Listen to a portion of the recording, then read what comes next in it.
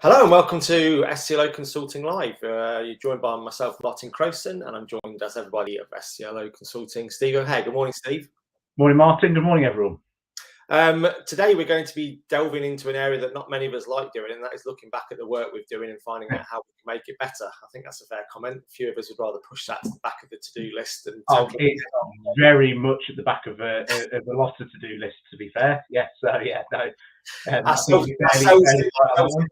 Ourselves included, oh Steve. Well, indeed, yes, yeah, indeed. It's never a fun thing.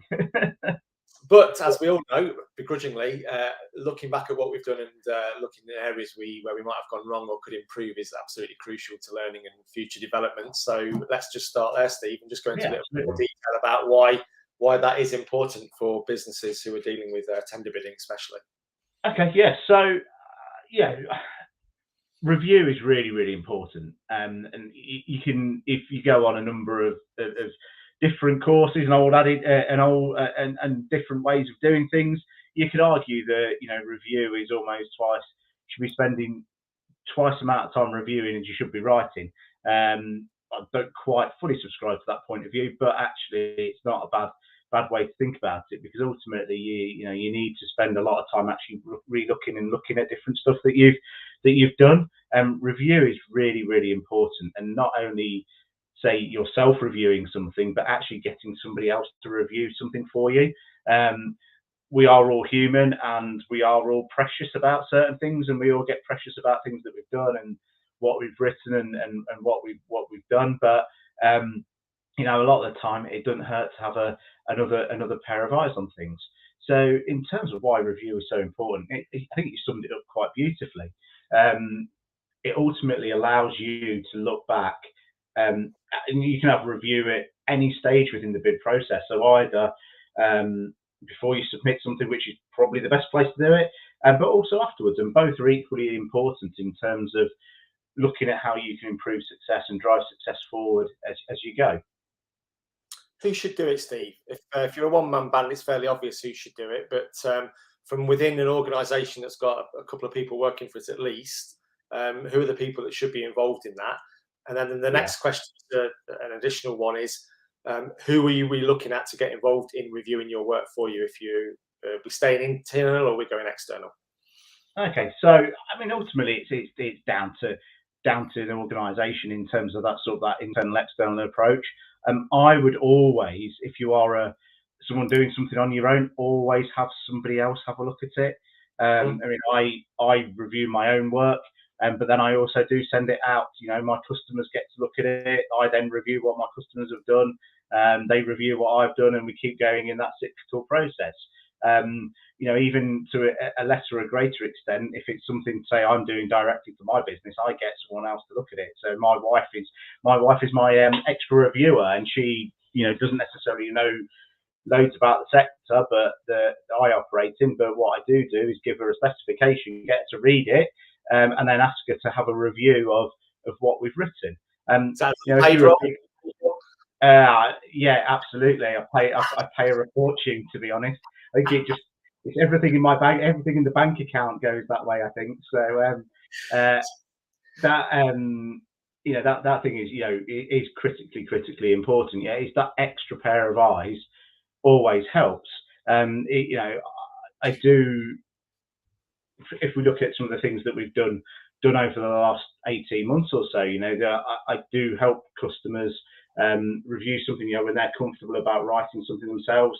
They do send it to me for that extra pair of eyes, that critique, that critical friend approach, to actually look at it and say, right, well, I think we're missing something here, or we're not missing something here, or could we add something here? Could we strengthen this area?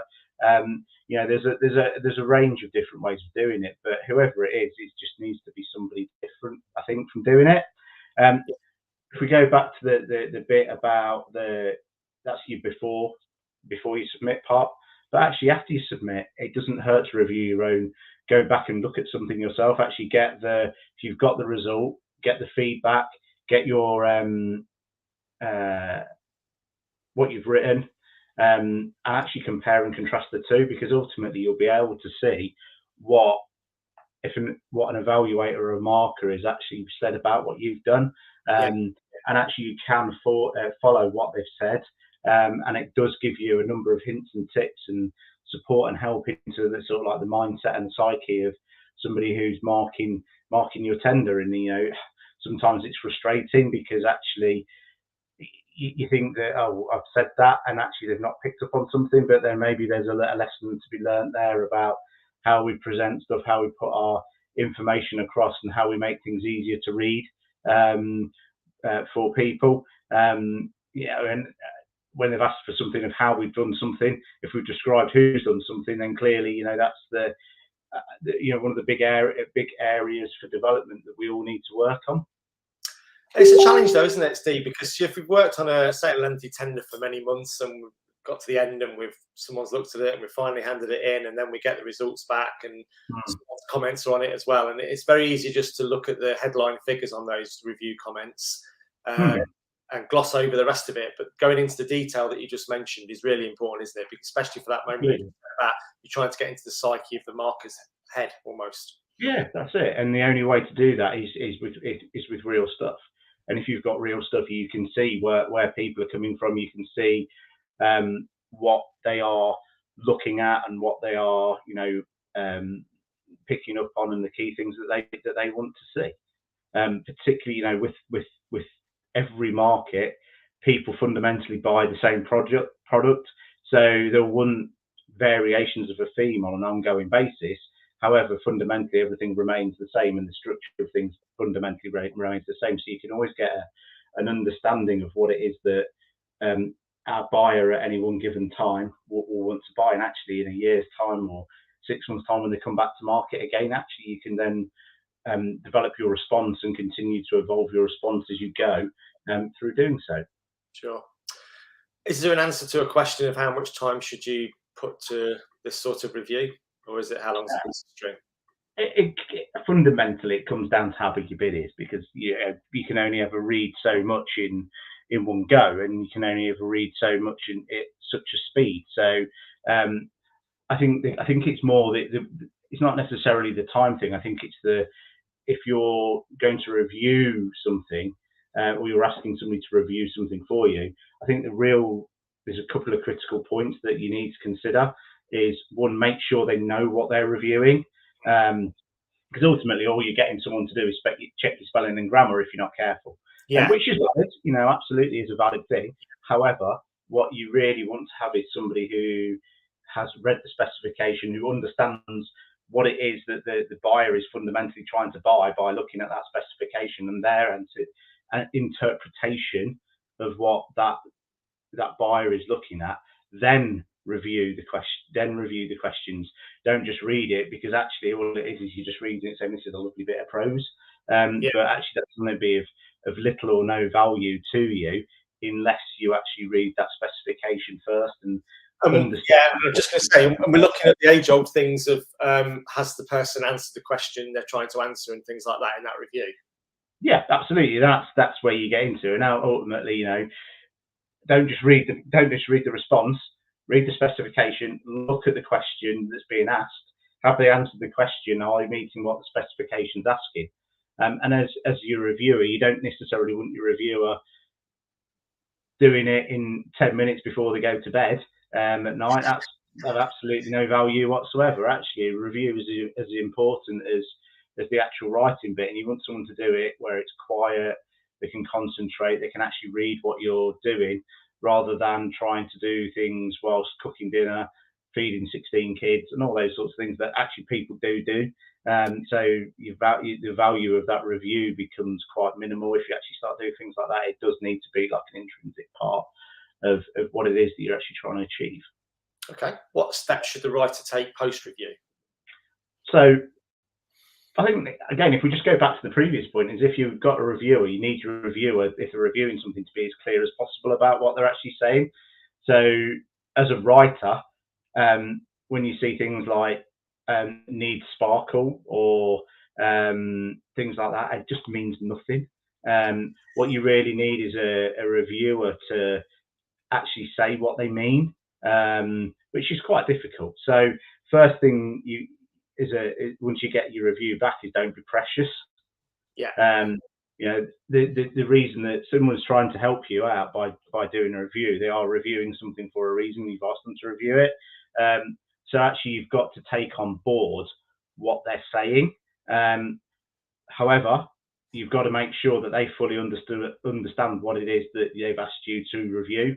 So you know, if there's a balance to be had of making sure that you take on board the effective comments and ignore some of the stuff that's a little bit fluffy and it doesn't really help. So yeah, there's a bit of both, and you know, ultimately, if someone's saying they can't see something, then you probably need to do something about it. Particularly if it's an experienced reviewer or someone who's done multiple things before. If they clearly can't see something, then just leaving it as it is because you don't want to change it is probably not the best idea. You really do need to sort of go into that detail of what they've tried to help you with and help and drive those bits forward. True. Okay.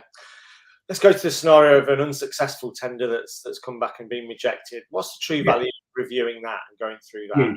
Like you said, really, really difficult thing for people, all of us, to do. Horrible. No, it's horrible. And you know, if you're winning more than 30% of what you're bidding for, you're doing quite well in life. You know, in a lot of markets, you're not. If there's one or two or three organisations bidding for something, then you'd hope you'd win at least 1 in 2. You know, if not a little bit more. However, in a lot of markets, you're talking about 200-300 people could bid for something. So you know, you've got to continually look and look to improve. And when you've got something that hasn't been successful, you do really need to look at it. And you may well find that there are certain things that you're not quite doing right, and certain things that you could improve, certain things that you know you don't need to improve. Actually, at some point, it's almost worth, if you have the time, is when you've been successful, is to review what you've done that's been successful, because clearly that's a good template to use going forward. But in terms of that unsuccessful one, you've got to take on board what the reviewer is saying and what they're not, what they're driving at. You will also find that there'll be some certain things in between the lines. You know, there'll be certain things about your offer. Did your offer really fit with the specification? Have they really driven in? Have you as the bidding organisation really got out the key points that the buyer wanted to see? But one thing I would say with that is don't throw the baby out with the bathwater, because there will be some really good stuff. You know, unless you've scored 0 and it was out of 10, then you know there will be something that you can take forward, and there will be some positives. You've got to look for those positives to build on, and actually look about how you can improve on the right stuff and minimise the not so good stuff. You know. Is it easy in that situation, and have you had experience of this in your experience, people getting that review, you know, a post unsuccessful bid, thinking there's a hell of a lot on here for me to improve on, and sort of facing that implosion moment where you're like, oh God, you know, where do those people go from there? Well, you lose by 10 or you lose by 1, you know, you still lost. So it's just, you've just got a little bit more to work on, and actually it's, you know, taking on board what has been said and re-looking at what has been said, and actually re-looking at your sort of like your processes and how you've gathered information, who you've asked to help and support with things, who you've worked with, how you phrase things, how you set stuff up. It ultimately depends on you know, what that feedback says, and actually are you being honest about what you've submitted. I see some stuff where people have not been successful, and it reads like a protest. It reads like, I really don't want to do this, and it's very, very obvious that it's either A, they've run out of time because they've started it too late and they've not planned stuff in effectively, or B, they really didn't want to have to bid for something and they've been made to do it, and they write 3 lines when someone wanted 500 words. You know, it's some fairly obvious fixes in a lot of things, but you know, when you've come very, very close, you know, it's just those bits of driving that extra 1-2% out of what you're saying. Sure. Well, that's good stuff. Food for thought, Steve. And we've run out of time, unfortunately, today. All that's left is for me and Steve to painfully review today's video and see how we can go back over and see how many times I said or repeated myself or stammered. I will review that effectively. If you've got any stories that resonate after today's broadcast, please pop them in the comments box. Otherwise, if you need to or would like to get in touch with Steve for any more help or information, emails at the bottom of the page now. You can find out more information on the SCLO website. Again, the address is there at the bottom of the page. And if you haven't already, please subscribe to the SCLO Consulting YouTube channel, where you'll be the first to find out about upcoming broadcasts. If you do check out the channel, there's loads of useful information there for people who are involved in bidding for tenders, tips for tendering, finding tenders that are right for your company, all sorts of information. So pop onto that YouTube channel, have a look, and please subscribe. That just leaves me, Martin Crowson, to say thanks a lot for your time today, Steve. It's been good to talk as ever. And you, Martin, thank you very much for facilitating. And thank you very much as well. We'll stick that in the review. Folks, thanks a lot for joining us. We'll be back soon. All the best. Have a good one. Bye-bye. Right. Okay. Cheers, Martin. Thank you. Bye-bye.